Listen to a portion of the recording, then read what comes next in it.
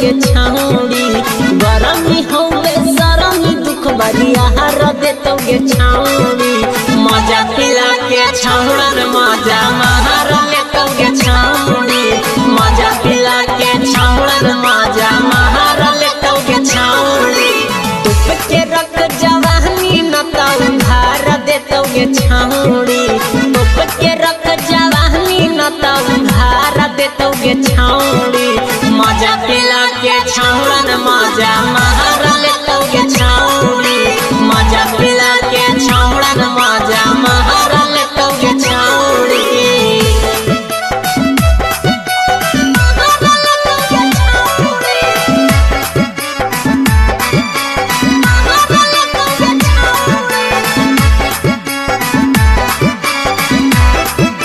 अगे मजा पिलाई दोगे छौड़ी मजा पिलाई दोगे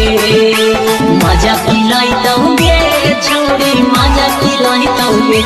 तोरा मकई में ले जाके छौड़ा मजा पिलाई दोगे तोरा रहड़ी में ले जाके छौड़ा मजा पिलाई दोगे गते गते जूस छौड़ी जई हाँ हमर जूस गे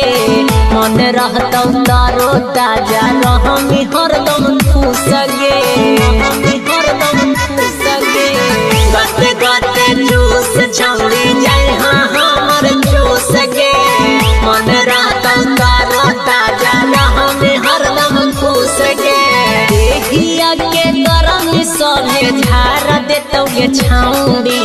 देहिया के गरम सभे झाड़ देतौगे छौड़ी मजा पिला के छौड़न मजा महार लेतौगे छौड़ी मजा पिला के छौड़न मजा महार लेतौगे छौड़ी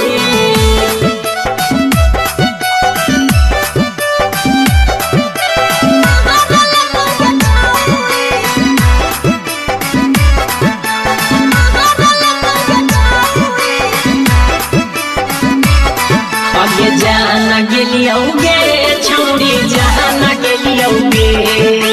जहाना गेलियोगे छौड़ी जहाना गेलियोगे तोरा नई हार के गरम सभे जहाना गेलियोगे तोरा नई हार के गरम सभे जहाना गेलियोगे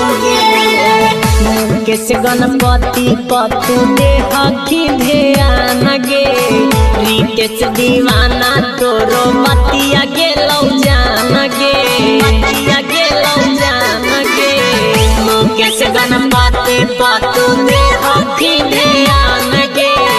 रितेश दीवाना तोरो मतिया गेलौ जान गे सुबोध सुरीला जिंदगी सवार देतौगे छौड़ी सुबोध सुरीला जिंदगी सवार देतौगे छौड़ी मजा पिला के छौड़न मजा महार लेतौगे छौड़ी मजा पिला के छौड़न मजा महार लेतौगे छौड़ी Ganpati entertainment recording studio Nawada.